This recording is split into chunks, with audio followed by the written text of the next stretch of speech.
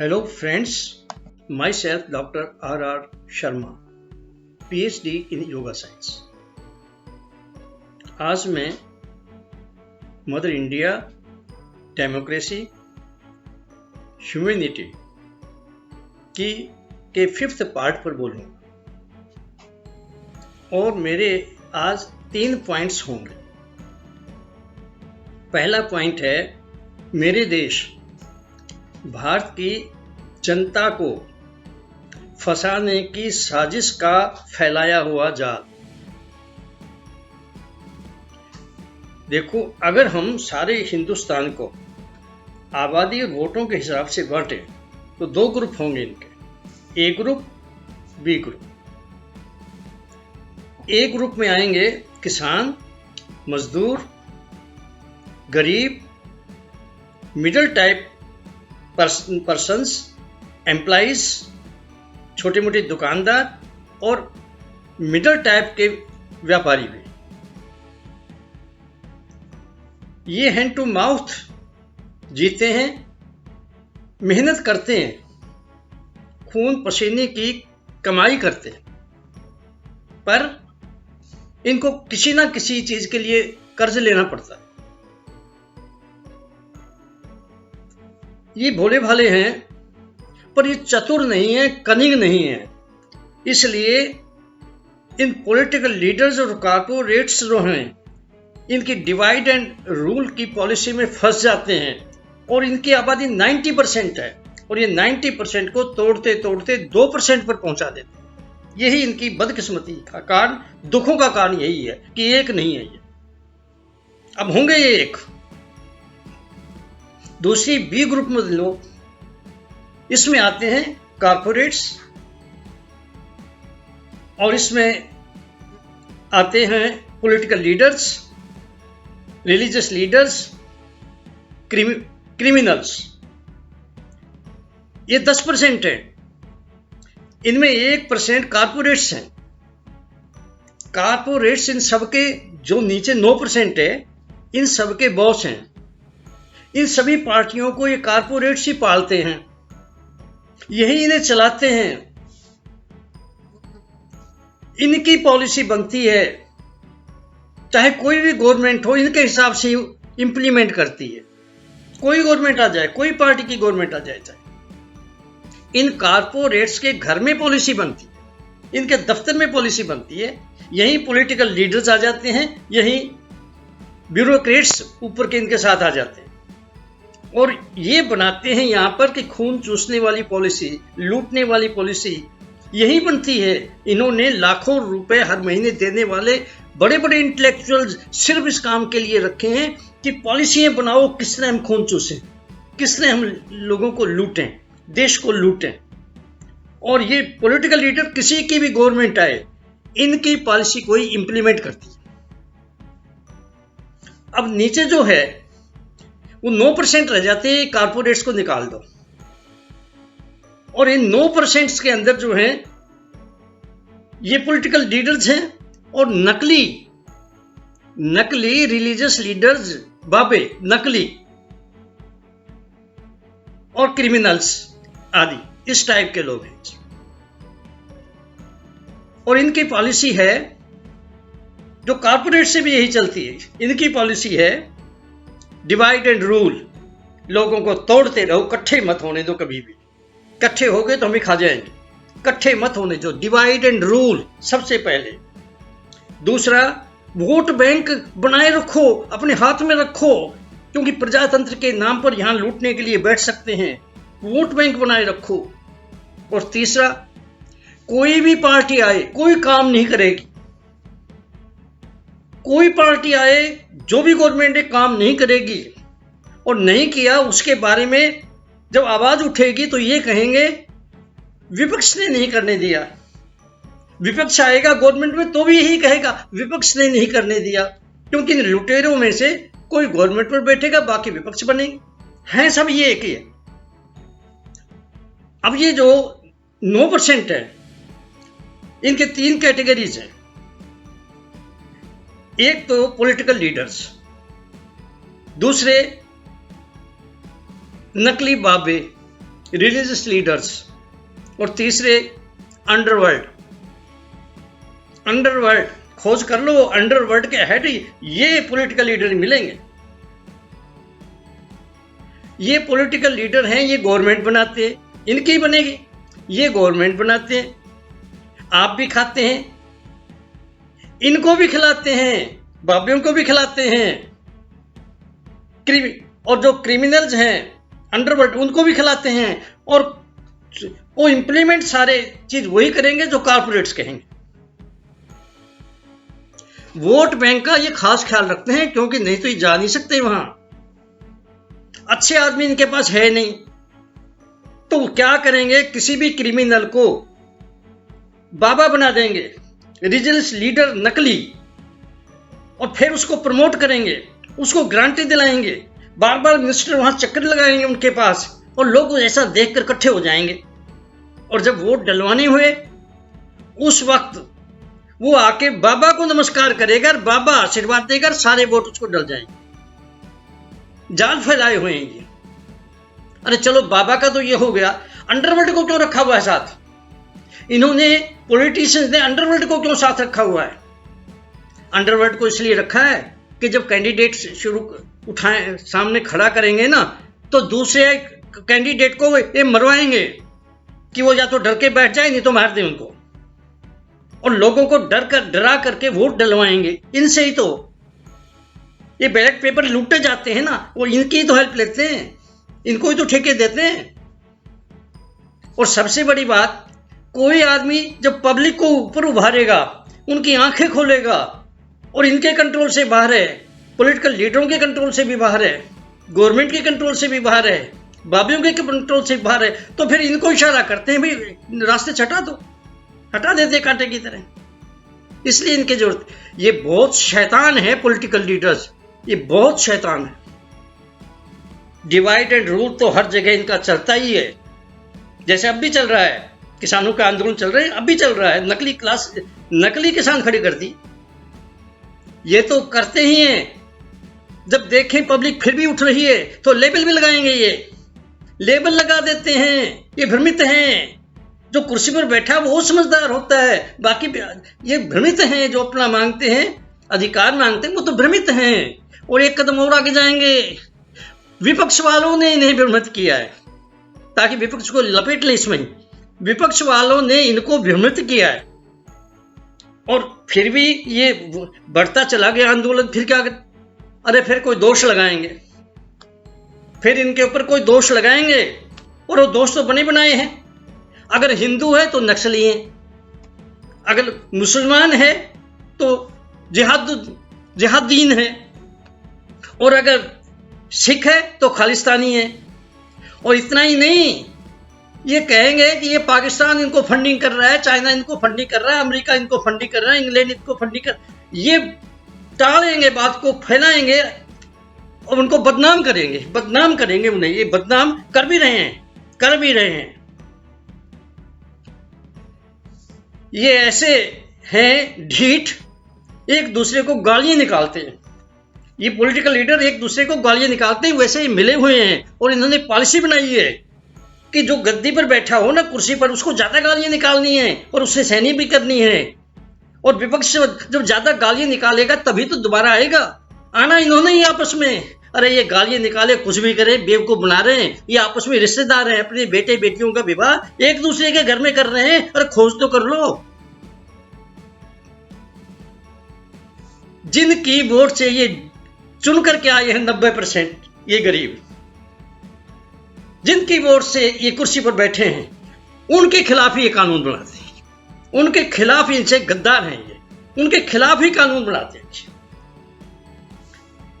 अब मैं दूसरे पॉइंट पर आता हूं, और दूसरा पॉइंट है देश की जनता का खून चूसने की साजिश। ये साजिश क्या है? देखो, एक ग्रुप को देख लो जो पहले बताया, जिसमें किसान मजदूर गरीबी आते हैं। अरे इनका ही खून चूसा जाता है, यही वोट पालते हैं, इनके ही वोट लेते हैं और इन्हीं का खून चूसते हैं 90% वालों का। इनके ही टैक्स से सब कुछ यहां चल रहा है।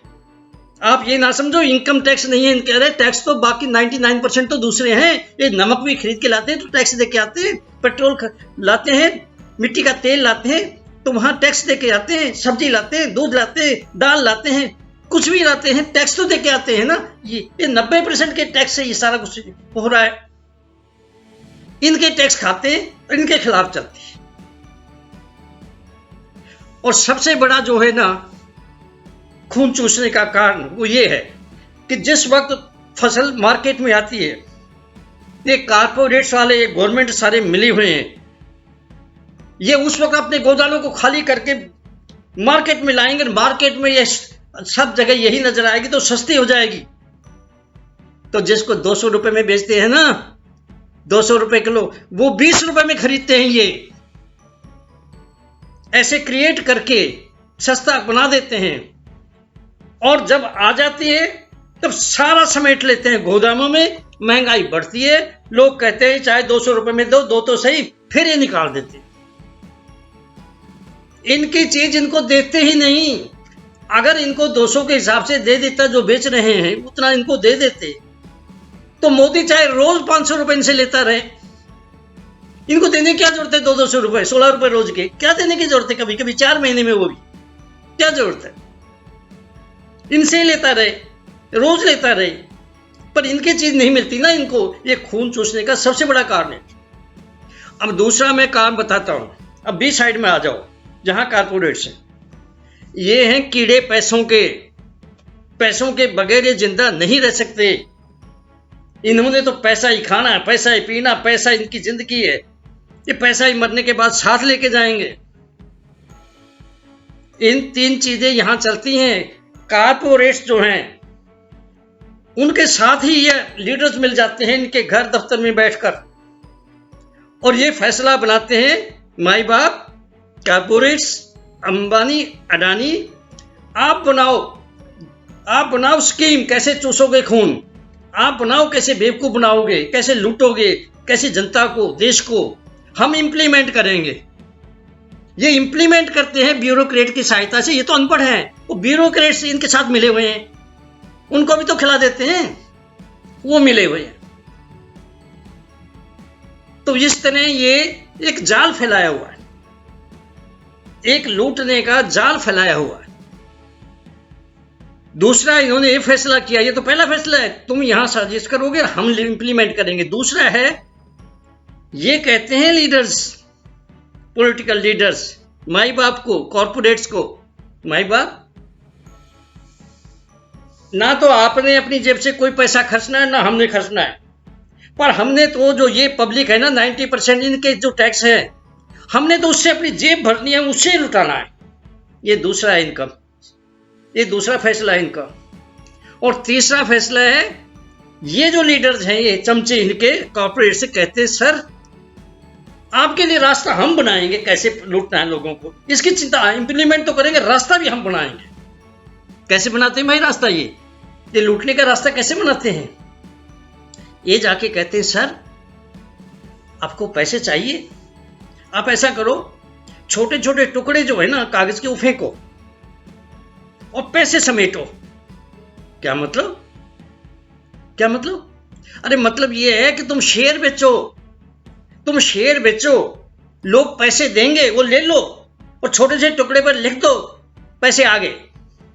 देने तो है ही नहीं किसी को कुछ भी, पैसे आ गए। और इस तरह आप इकट्ठे करके, तुम्हारे पास तो जेब से ना मेरे गया ना तेरे गया, हमने तो लोगों से ले लिया। 90% को तो मारना है, ले लिया इनसे। फिर आते हैं सर कितना पैसा इकट्ठा कर लिया, जेब से तो नहीं किया ना, बस ठीक है। अब हम आपको बताएं, हमने आपके लिए कानून बना दिया है कि अगर आपने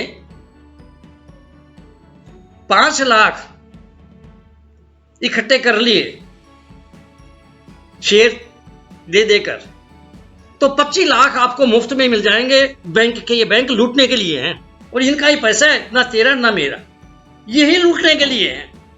बैंक से 25 लाख मिल जाएंगे, और 10 कर लोगे तो 50 मिल जाएंगे, 20 कर लोगे तो 1 करोड़ ले लो, कोई नहीं पूछेगा आपको, सिर्फ अपने बताना है मैंने शेयर बेच दी, इतने हुए, मिल जाएंगे, नहीं तो हम टेलीफोन कर देंगे। सर ये जो चीज है ना, आपको ये शो करते हैं हम कि इंटरेस्ट, ये इंटरेस्ट तो हम वैसे माफ कर देंगे, ये तो लोगों को बेवकूफ बनाना है। और सर यही नहीं, हम तो मूल भी माफ कर देंगे, कहोगे तो सारा कुछ ही माफ कर देंगे। अरे यही नहीं सर, आप चाहें करोड़ों अरबों लेके विदेश में चले जाएं तो थोड़ा सा हमें दे दो, हम आपके लिए सेफ रास्ता बना देंगे, आप आराम से जाके वहां रहोगे। यहाँ थोड़ी बहुत कागजी कार्रवाई करेंगे, कागज तो वैसे ही नहीं चलते, यहाँ कोई कोर्ट में चला गया तो मर जाता है, फैसला ही नहीं आता। अरे हम तो ब्रेक ही लगा देंगे, कागज नहीं चलने देंगे, लूट लो सारा जितना लूट सकते हो, अपना नहीं है ये, ना मेरा ना तेरा, ये तो 90% रिपब्लिक का है, ये टैक्सों का है, यही खाने के लिए तो बैठे हम।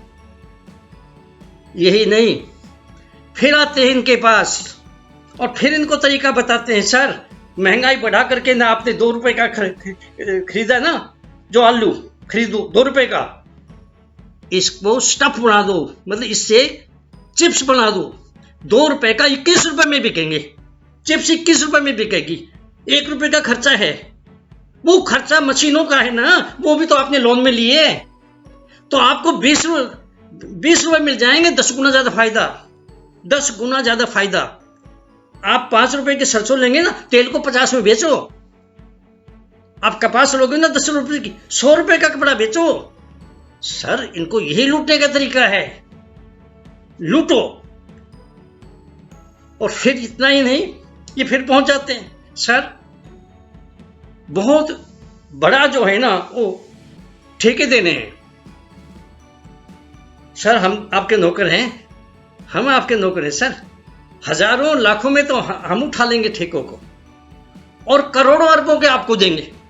आप तो हमारे माई बाप हैं, हम वो आपको देंगे करोड़ों, रास्ता हमारे पास है, हम नहीं तो बेचने वाले हैं, इसकी चिंता ना करो। एफसीआई बेच देंगे, बीएसएनएल बेच देंगे, रेलवे बेच देंगे, ये बैंक से बेच देंगे, ये स्कूल बेच, सब सर सब कुछ तुम्हारे पास एक एक करके आ जाएगा, इसकी चिंता ना करो।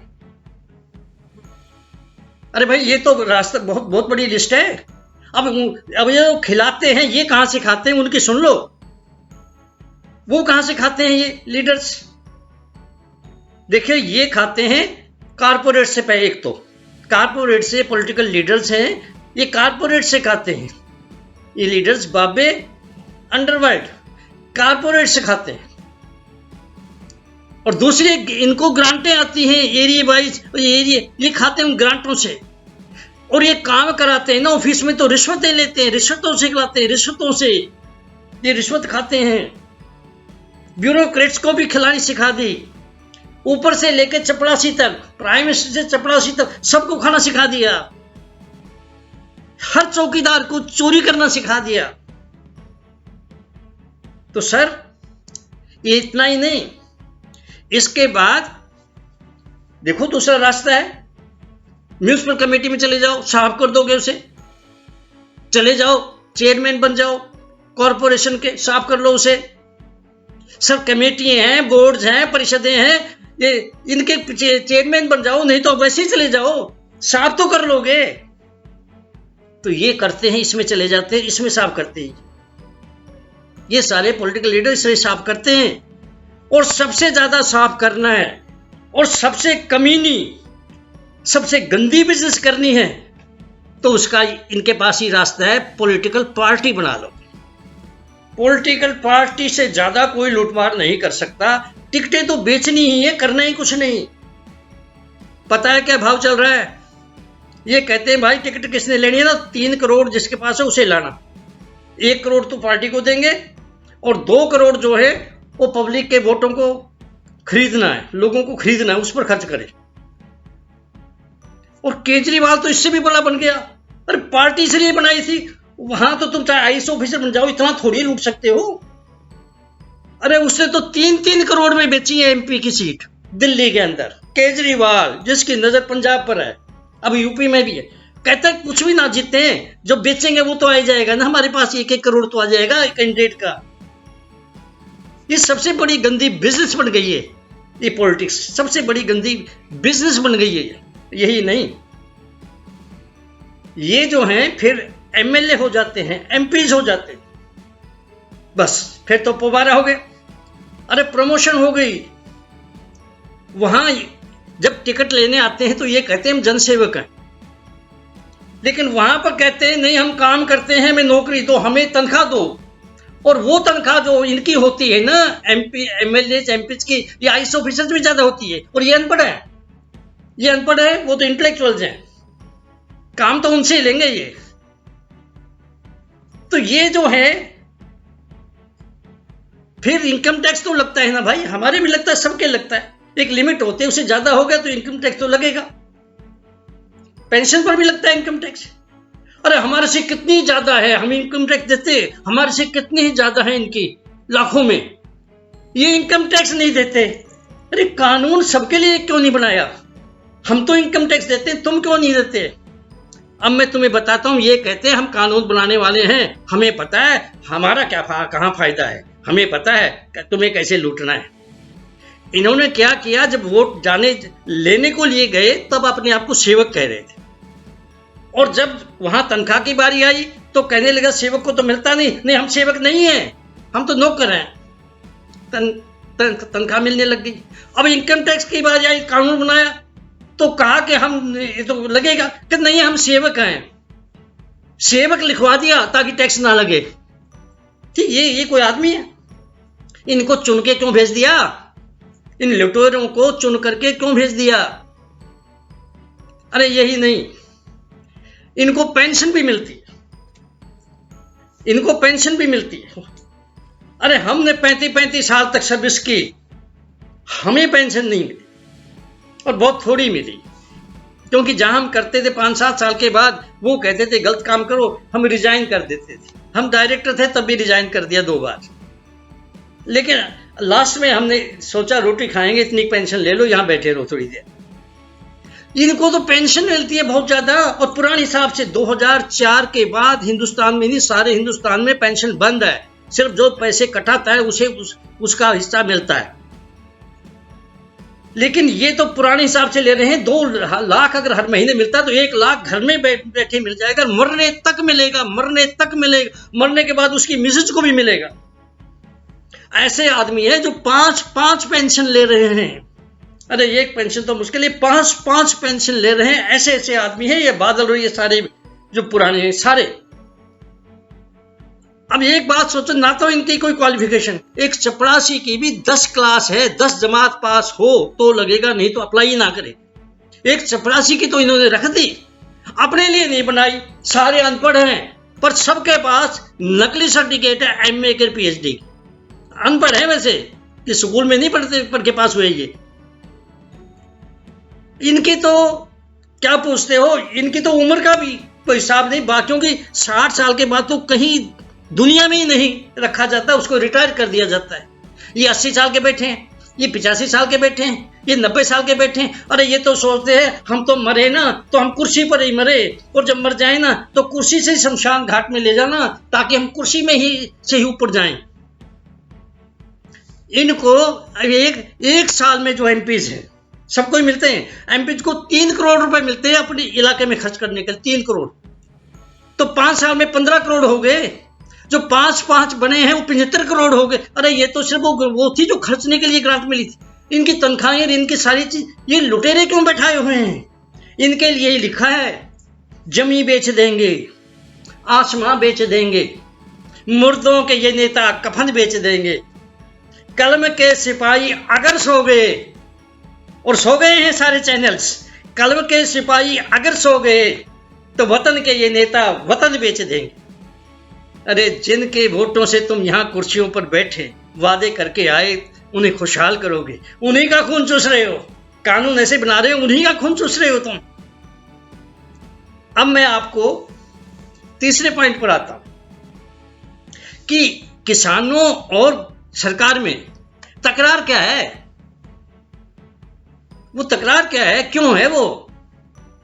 देखिए, एक स्ट्रेसडी, फिर मैं आपको बताऊं, 3 कानून बनाए हैं कृषि के सेंट्रल गवर्नमेंट ने, जो नहीं बना सकती, अनकॉन्स्टिट्यूशनल है।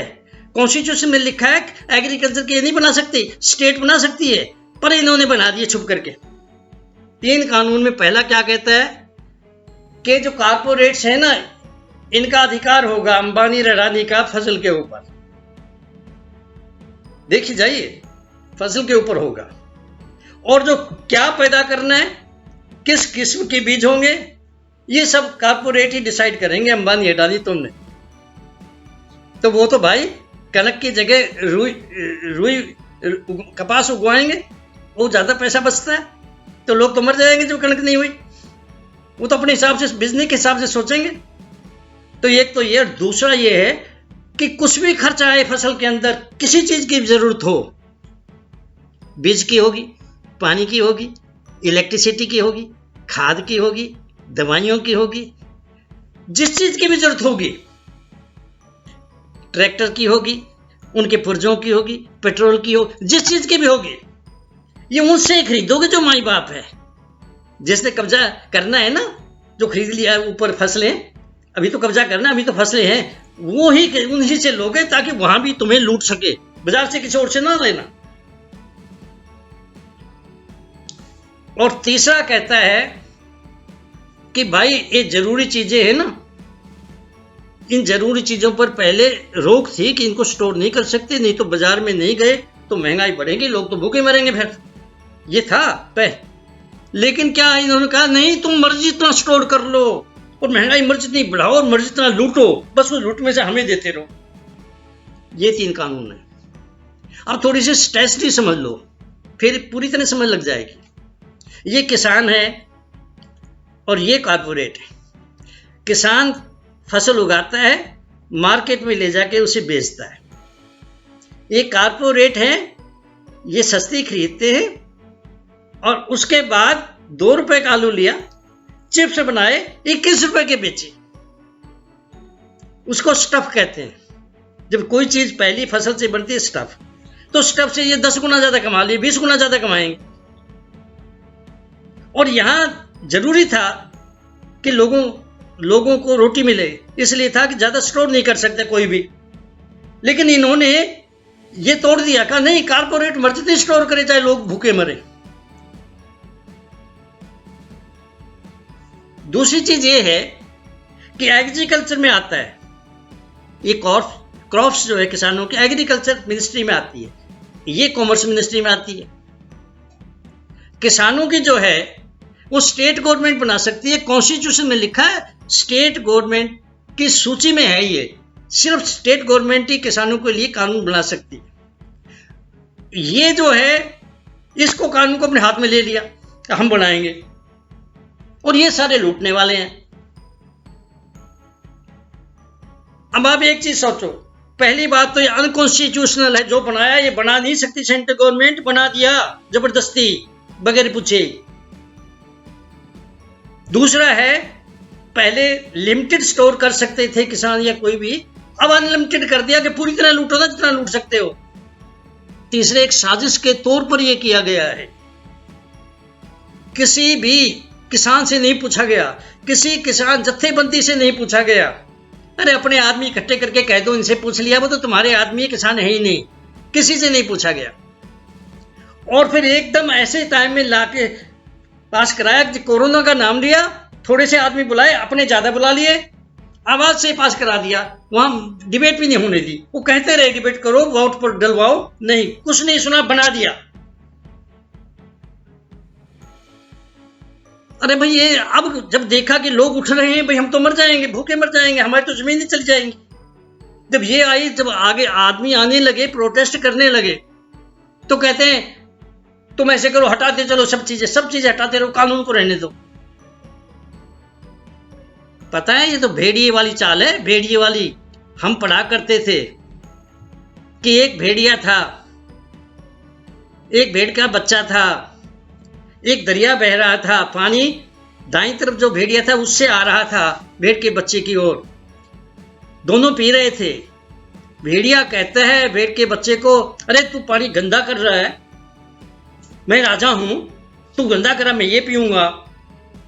भेड़ का बच्चा कहता है, सर पानी तो आपका मेरी तरफ आ रहा है, मेरा तो आपकी तरफ नहीं जा रहा। आपका गंदा मेरी तरफ आ रहा, मेरा तो आपकी तरफ नहीं जा रहा। वो कहता है, तू मैंने गाल कड्डी सी? नहीं सर, मैंने तो गाल निकाली नहीं। अरे तूने गाल मुझे निकाली थी? नहीं सर, मैंने नहीं निकाली। कब निकाली थी? 6 महीने पहले। सर मैं तो 4 महीने का हूं। अरे तो तेरे बाप ने निकाली होगी। मतलब इन्होंने ये फैसला पहले ही किया हुआ, खाना है, जैसे भेड़ी ने पहले ही फैसला किया था कि डायलॉग चलने दो, खाना तो है ही। तो ये कहते हैं डायलॉग कर लो, जो कुछ भी कर लो, कानून रहने दो, बाद में फिर इसको ऐसा ही बना देंगे। अब मैं ये कहता हूं, ये कानून वापस होने चाहिए और ना हो जब तक हटना नहीं चाहिए, मर्जी जितने बलिदान देने पड़े। क्योंकि तुम्हारी जमीन के अंदर कोई आके नींव रखे, मकान बना दे, तुम जब वापस आओ और देखो रे ये क्या कर दिया, वो कहेगा चलो हटा दो, ऊपर का हटा दो, ऊपर का हटा दो, नींव रहने दो। अरे नींव रहेगी तो फिर बन जाएगा, नींव से तो इनका ही साबित होगा, इनकी नींव है तो इनकी नींव गिनी जाएगी तेरी जमीन के अंदर, इनकी नींव तो नींव पर कभी भी बना लेंगे। इनको वापस करना है, हर कीमत पर करना। और तीसरी बात मैं कहना चाहता हूं हिंदुओं को, पर अकेला हिंदुओं को ही नहीं, हिंदुओं, मुसलमानों, सिख, ईसाई, सारे, सब कोई, पर मैं हिंदू हूं इसलिए मैं एक चीज कहना चाहता हूं। अरे भाई, जब हिंदुओं को मार रहे थे तो वो सारे हिंदू ब्राह्मण जब आए थे, 9वें गुरु बादशाह श्री तेग बहादुर जी के पास आए कि हमें बचाओ, और हमें बचाने के लिए, ब्राह्मणों को बचाने के लिए, हिंदुओं को बचाने के लिए, इंसानियत को बचाने के लिए अपना शीश दिया था दिल्ली में। वो कर्ज हमारे सिर पर है, वो कर्ज उतारना है। ये मौका मिल गया है, कर्ज नहीं रखना चाहिए, कर्ज उतार दो। मैं सबसे पहले बलिदान दूंगा, मैं सबसे पहले मरूंगा, लेकिन तुम मुझे नहीं मार सकते। मैं अपनी मर्जी से मरूंगा, 20 साल तक मैं काम करके जब देखूंगा हम संभाल लेंगे सारा कुछ, तब मरूंगा, पहले नहीं मरूंगा। और ऐसी चीज देके जाऊंगा जिससे ना तो तुम इन किसानों और गरीबों को ना तो मार सकोगे, ना डरा सकोगे, ना लूट सकोगे।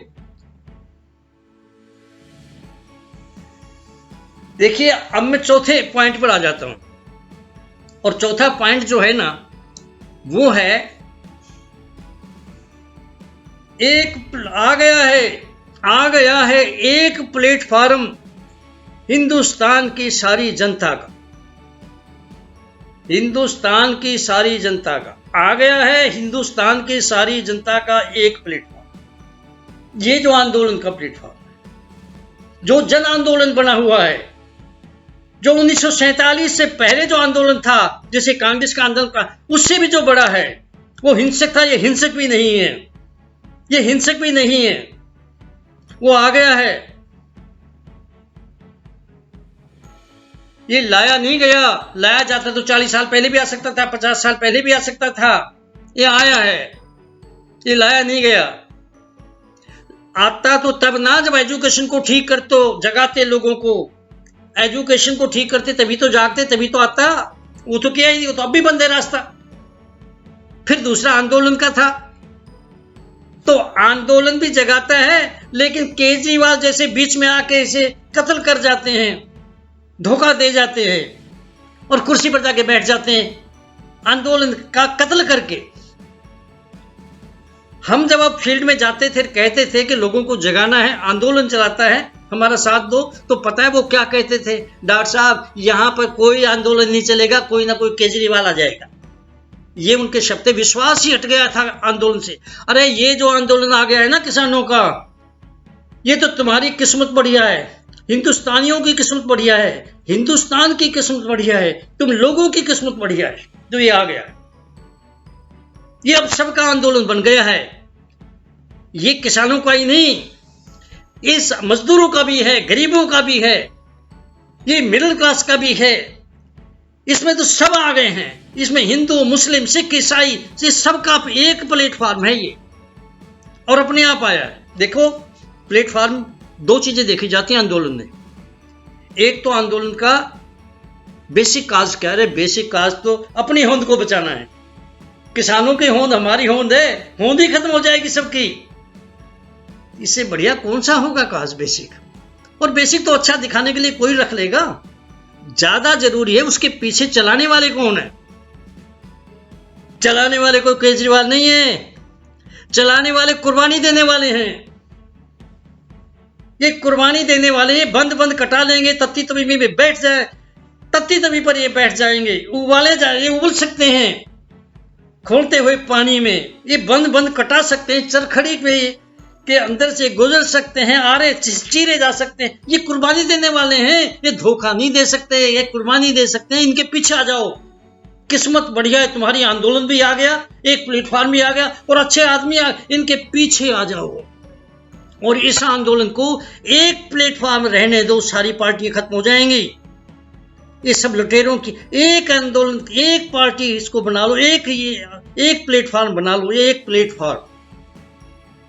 और इस प्लेटफॉर्म से हमने क्या करना है, लोगों को जगाना है। और ऊपर जो जा रहे हैं, अच्छा भी ऊपर पहुंच के गलत हो गया तो उसकी नाक में परमानेंट नकेल डालनी है ताकि खींच ले, डायरेक्शन उनकी ठीक रखे। पर दो चीजों का ख्याल रखना, दो चीजों का ख्याल रखना ये ज्यादा इंपॉर्टेंट है। पहले भी कहा है, मैं बार बार इसीलिए कहता हूं, बार बार आप लोग धोखा खाते हैं। एक तो केजरीवाल जैसा कोई ना जाए, एक मोदी जैसा कोई ना जाए। जो आईआईटी में पढ़े हैं ना केजरीवाल जैसे, ये थोड़े से एक कदम आगे होते हैं, बाकियों से बेवकूफ बना जाते हैं। ये ज्यादा इंटेलेक्चुअल, छोटे इंटेलेक्चुअल को बेवकूफ बना जाता है। मत लो इनको, इससे तो थोड़ी समझ वाले ले लो, बेवकूफ ना बनो। और जो बिजनेसमैन को मत लो नेता, अंबानी अडानी मोदी को मत लो। अरे अंबानी अडानी तो वही है जो पहले जमींदार किया करते थे, अब जमींदारी नहीं, अंबानी अडानी कारपोरेट नाम पड़ गया इनका। इनको तो आने ही मत दो, स्टेज तो दूर है, पास ही मत आने दो। और दूसरी चीज है कि इसमें जो लीडर होना, जो आंदोलन चल रहा है, ऐसे आदमी को आगे लाओ जो सेल्फ ऑनेस्ट हो, अपने आप में ईमानदार हो। जो अपने आप में ईमानदार है ना, वही किसी से ईमानदार हो सकता है, दूसरा तो किसी से भी नहीं हो सकता। और फिर इसमें सोशियोमोरल एटीट्यूड जो उसमें, उसको आगे लाओ, जो सर्वत के भले पर चले, कहे ना, बोले ना, चल रहा हो जिंदगी में, ऐसे आदमी को आगे लाओ। और उतना ही जरूरी है, दूसरा पॉइंट नंबर जो मैं बता रहा हूं, वो है कि केजरीवाल जैसे इन शैतानों को कभी भी मत, पॉलिटिकल पार्टी वाले का किसी को भी स्टेज पर भी मत आने दो, सामने भी मत बुलाओ, उन्हें मत बुलाओ। पर वो ढीठ है, वो आएंगे, वो अपनी तरफ से आएंगे। उन्हें वोट बैंक नजर आ रहा है, इतने आदमी इकट्ठे हो गए और कहेंगे हम तो आपके सेवक हैं, आप छितर मार लो हमारे, हमें तो वोट डाल देना, कहेंगे। ये सारे हैं ही ऐसे, ये क्रिमिनल है सारे के सारे। कत्ल करने वाला ही नहीं, भूखा मारने वाला भी क्रिमिनल है। तो इनसे बचना है। और कोई, इन्होंने सब खरीद लिए हैं चैनल, मीडिया, नेशनल चैनल सब खरीद लिए हैं। अब वो स्तंभ खत्म हो गया है प्रजातंत्र का, इसलिए। और अगर कोई है तो उसको बोलने नहीं देंगे। अपने चैनल बनाओ और सोशल मीडिया बनाओ, सोशल मीडिया से काम लो, उसे ऊपर उठाओ, जो ज्यादा तुम्हारी आवाज पहुंचाए उसे ऊपर उठाओ। और चौथी बात यह है कि जो पोइट हैं, जो सिंगर हैं, जो कॉमिक्स भी करें, चाहे वो वन एक्ट प्लेस करे, ड्रामा करे, वो जवानी पर लिखें, वो जोश पर लिखें, वो कुर्बानी पर लिखें, वो माँ पर लिखें, अपनी माँ पर लिखें। माँ से ज्यादा तो कोई कुर्बानी देता ही नहीं, प्रकृति माँ पर लिखें जो सबकी माँ है। जवानी पर लिखें, जोश में लिखें। पर इस वक्त सबसे बड़ी जो चीज है वो हमारे सामने ये है कि होंद को बचाना है। और होंद अगर अपनी और किसानों की नहीं, ये तो सबकी अपनी हो गई, हम सब यहां आ गए, हमारी सबकी है। होंद को बचाना है तो एक ही रास्ता है, ध्यान से सुन लो मेरी बात, एक ही रास्ता है, दूसरा कोई नहीं है। और वो है जो पावर गवर्नमेंट बनाती है, जो पावर गवर्नमेंट चलाती है, उस पावर को अपने हाथ में लेना होगा, किसानों के, धरती पुत्र के हाथों में देना होगा।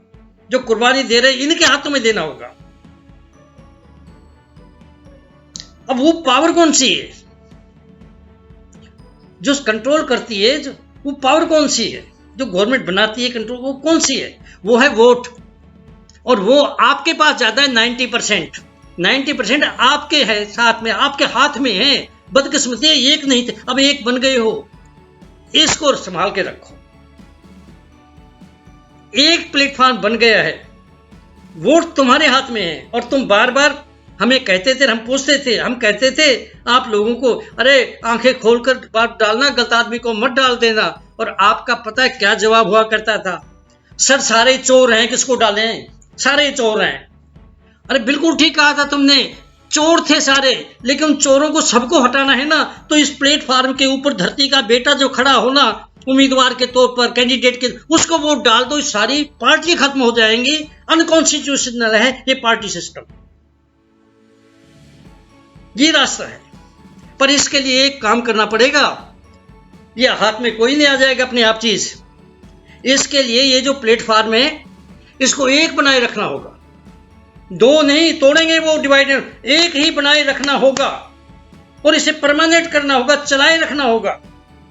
ये नहीं तुम्हारी सारी बातें भी मान लेना गवर्नमेंट कि हम सारे कानून वापस लेते हैं, तो भी इसे तोड़ना नहीं, इसे चलाए रखना। घर जाकर भी वैसे ही मीटिंगें चलेंगी, वैसे ही सारा कुछ होगा, नहीं तो फिर दोबारा तुम ऐसे इकट्ठे होना तुम्हारे लिए मुश्किल हो जाएगा। इस प्लेटफॉर्म को चलाए भी रखना है, यहां से चले गए तो भी चलाए रखना है। और तीसरा है ये प्लेटफॉर्म जागता रहे। इन तीन चीजों में ना ये एक हो प्लेटफॉर्म, चलता भी रहे और जागता रहे, ये ज्यादा इंपॉर्टेंट है। और वो आप लोगों में थोड़ी बहुत है भी चीज, बाकियों से डिफरेंस है इस आंदोलन में। इसमें कोई समस्याएं नहीं आ रही, इसमें वो समस्याएं नहीं आ रही जो आंदोलन में आया करती है। ये अहिंसक है, हिंसा इसमें बिल्कुल नहीं है। कुर्बानी करने वाले तभी बैठ जाते, चिल्लाते थोड़ी हैं। बस ऐसे ही रखो उसे संभाल के, यही शक्ति है। ये तुम्हें गर्म करेंगे, ये प्रोवोक करेंगे, तुम्हें उभारेंगे, पर सब कुछ सहन करते हुए इस तभी पर बैठे रहो। तुम बैठे रहो इसके ऊपर। तुमने क्या करना है, इन तीन चीजों में जागना जो है ना, जागना, प्लेटफॉर्म का जागना, एक तो एक होना, एक चलना, जागना सबसे ज्यादा इंपॉर्टेंट है। अगर जागता रहेगा ना प्लेटफॉर्म तो एक भी रहेगा, नहीं तो टूट जाएगा। और जागता रहा ना तो फिर चलता भी रहेगा, नहीं तो टूट जाएगा। जागता रहना बहुत जरूरी है। और जागता हुआ ही तभी पर बैठ सकता है, दूसरा नहीं बैठ सकता। जागता हुआ ही कुर्बानी दे सकता है, दूसरा नहीं दे सकता। अब वो कैसे जागेगा? जागे तो एजुकेशन, अच्छी एजुकेशन से जागा करते हैं, वो तो है ही नहीं, वो तो देगी भी नहीं, कोई पार्टी नहीं देगी। पर दूसरा रास्ता आंदोलन था। अब तक तो आंदोलन आए वो तो खत्म हो गए, क्योंकि जागने वाले उसमें थे ही नहीं। इस प्लेटफॉर्म में जागने वाले क्रिएट किए जाएंगे, ऐसे कि वो आगे भी क्रिएट करें। ये क्वालिटी और लानी पड़ेगी इस आंदोलन में, फिर ये परमानेंट भी बन जाएगा, चलता भी रहेगा और ये जागता भी रहेगा। ये क्वालिटी लानी। अब वो कौन जागने वाला, क्या मतलब? देखिए, 4-5 क्वालिटीज हैं जी, जिसमें हो वो आदमी जाग रहा है। पहली क्वालिटी है सेल्फ ऑनेस्टी, अपने आप से ईमानदार रहे, अपने आप से ईमानदार, ताकि वो सबसे ईमानदार रहेगा फिर। और दूसरा है सोशियो मोरल एटीट्यूड, उसमें सरबत के भले पर चले, कहे ना चले, ये दूसरा है। और तीसरा है डिसिप्लिन, रेगुलरिटी और पंक्चुअलिटी।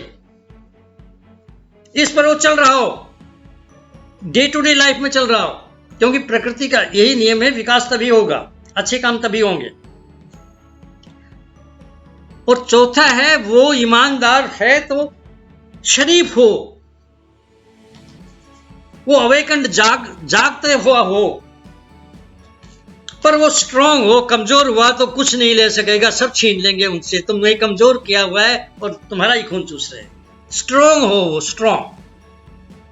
और पांचवा है मां प्रकृति के यूनिवर्सल प्रिंसिपल है, जिससे सृष्टि चल रही है, वो हर चीज चलती है जिससे। उसके 5 नियम जो हैं, जड़ हैं हर चीज के। धर्म के भी यही जड़ हैं, अंदर की साइंस के भी यही जड़ हैं, अध्यात्म के भी यही जड़ हैं, हर अच्छी चीज के यही जड़ है। वो है किसी को तकलीफ ना दो, झूठ ना बोलो, चोरी ना करो, अपनी एनर्जी वेस्ट भी ना करो, मिसयूज भी ना करो, जरूर से ज्यादा चीजें इकट्ठी ना करो, जिस चीज पर तुम्हारा अधिकार है वो ही रखो, रिश्वत ना लो। और जरूर से ज्यादा इकट्ठी ना करो कि हम ज्यादा इकट्ठी करेंगे, महंगाई बढ़ाएंगे, फिर बेचें। नहीं, ये प्रकृति माँ के उल्ट है। तो ये जो चीज है ना, सिर्फ 5 ही तो है। ये धर्म में भी यही है, सभी धर्मों में है ये, सभी अध्यात्म में है ये, सभी अच्छे आदमी में यही मिलेगी, चाहे हिंदू हो, चाहे मुसलमान हो, चाहे सिख हो, चाहे ईसाई हो, सब में मिले। ऐसे आदमी क्रिएट करने पड़ेंगे इस प्लेटफॉर्म के ऊपर, और इस प्लेटफॉर्म को ऐसा बनाना होगा कि ऐसे आदमी ये आगे भी क्रिएट करता रहे। अब वो कौन करेगा? वो मैं करूंगा।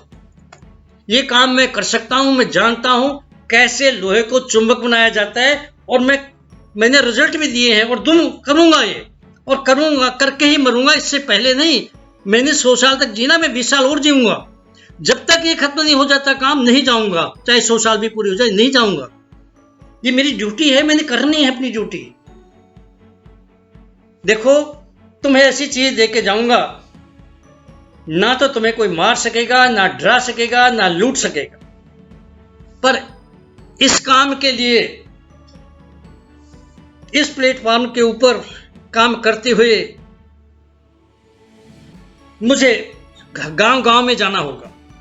हर गांव में जाऊंगा, 20-20 आदमी तैयार करूंगा, 10 लड़के 10 आदमी, 10 लड़के 10 लड़कियां 18 से 35 साल के।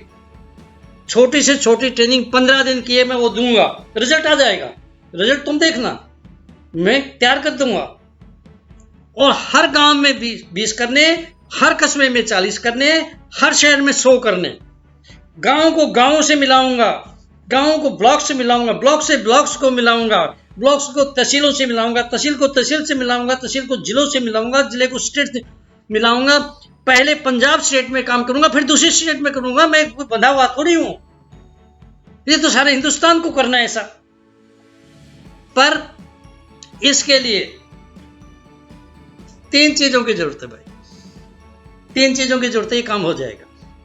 पहली तो चीज है, वो टीम कौन सी होगी जो क्रिएट करेगी। अरे उसकी चिंता ना करो, मैं हूं, मेरी मिसेज है, और मेरे आदमी तैयार किए हुए हैं। हम कोई फीस नहीं लेंगे, ना आने की, ना जाने की, ना तैयार करने की, ना खाने की। हम मुफ्त काम करेंगे। ये कोई प्रॉब्लम नहीं टीम की, टीम तो है, और हमें कोई रोक भी नहीं सकता। हमारी ड्यूटी कौन रोकेगा? मैं गवर्नमेंट सर्वेंट अब थोड़ी हूं, कौन रोकेगा? वहां रोकते थे, कहते थे डॉक्टर साहब तुम ऐसे काम कर रहे हो, ऐसे आदमी क्रिएट कर रहे हो जो हमें गले से पकड़ लेंगे, हमें नहीं चाहिए जागे हुए आदमी। और मुझे रिजाइन करना पड़ता था उसके बाद, या तो मैं वहां रहूं या रिजाइन करूं। लेकिन अब तो मैं आजाद हूं। तो पहली चीज है कि टीम तो है, इसकी कोई प्रॉब्लम नहीं। और दूसरा है जगह। अरे जगह की कोई प्रॉब्लम नहीं, हर गांव में गुरुद्वारा है, हर गांव में धर्मशाला है, हर गांव के अंदर स्कूल है, कहीं भी बैठ जाएंगे, ओपन में बैठ जाएंगे, कोई प्रॉब्लम नहीं। बस एक तीसरी प्रॉब्लम है, और उसी के कारण अब तक काम नहीं हुआ, कि बैठने नहीं देते। 20 आदमी बैठा दो मेरे सामने, बदलना मेरा काम है, बैठा दो, बदलना मेरा काम है, और आप देख लेना रिजल्ट मिल जाएगा, और 15 दिन में भी नजर आना शुरू हो जाएगा। इसके बाद की जो 1 महीने की है ट्रेनिंग, वो ज्यादा स्ट्रॉन्ग कर देगी इनको। जो आ गया ना 15 दिन में, वो अपने आप आएगा 1 महीने, मुझे पता लग जाएगा रास्ता यही है, और कोई रास्ता है भी नहीं। और इसके बाद की ट्रेनिंग हर एक के लिए नहीं, सिर्फ उन आदमियों को तैयार करना है जो आगे क्रिएट करे। 3 महीने की ट्रेनिंग, 6 महीने की ट्रेनिंग, और 1 साल तक। पर इसके लिए नौजवानों की जरूरत है। इस काम को करने के लिए मुझे नौजवानों की जरूरत है, नौजवानों के खून की जरूरत है। अरे खून का मतलब ये, तुम मुझे खून दो, मैं कहता हूं तो ये मतलब नहीं खून खराबा करो। कोई तलवार नहीं उठानी, कोई चाकू नहीं उठाना, कोई गोली नहीं उठानी। तुमने अपना खून दान देना है। सिर्फ मरीज मर रहा है बगैर खून के, खून की कमी से मर रहा है, उसे खून चढ़ाना, खून दान दे दो। मुझे नौजवानों की खून की जरूरत है। कौन मर रहा है? भारत माता मरीज हो गई है, बेहोश भी हो गई है, बेहोश हो गई है, वो तड़प रही है, उसको खून की जरूरत है। इंसानियत मर रही है, ये मर जाएगी खून की कमी से, इसे जिंदा रखना है, खून की जरूरत है। तुम खून का दान दे दो। मैं कह रहा हूं, हिंद कह रे नौजवान तू होश कर, हिंद कह रे नौजवान तू होश कर, हिंद कह रे नौजवान तू होश कर। खून की कमी है कौम को तो खून दे, खून की कमी है कौम को तो खून दे, तो खून दे, तो खून दे। दोस्तों, फ्रेंड्स, आज 5वां पार्ट खत्म किया है। छठे पार्ट में मैं टॉपिक बदलूंगा। अब तक जो टॉपिक आ रहा था मदर, इंडिया, डेमोक्रेसी, ह्यूमैनिटी, अब आएगा टॉपिक वन प्लेटफॉर्म, किसानों का आंदोलन एंड अवेकनिंग, और जागृत लोग पैदा करने हैं ऐसे जो जागृति ऐसे ही आगे आदमी क्रिएट कर सके। ये नेक्स्ट से मैं शुरू करूंगा। जो अब नेक्स्ट में 7 दिन के बाद जो आएगा नेक्स्ट सैटरडे को, तब मैं इसके ऊपर दिया करूंगा। चैनल तो यही रहेगा इनर साइंस, क्योंकि एक्चुअली तो उस चैनल के ऊपर ही पहुंचना है, क्योंकि इनर साइंस में सब कुछ भरा हुआ है। लेकिन मैं स्टेप बाय स्टेप चल रहा हूं। भारत माता की जय हो, प्रजातंत्र की जय हो, इंसानियत की जय हो। फ्रेंड्स, ज्यादा से ज्यादा सब्सक्राइब करें, लाइक करें, कमेंट्स करें, शेयर करें और सारे इकट्ठे हो जाओ। थैंक्स।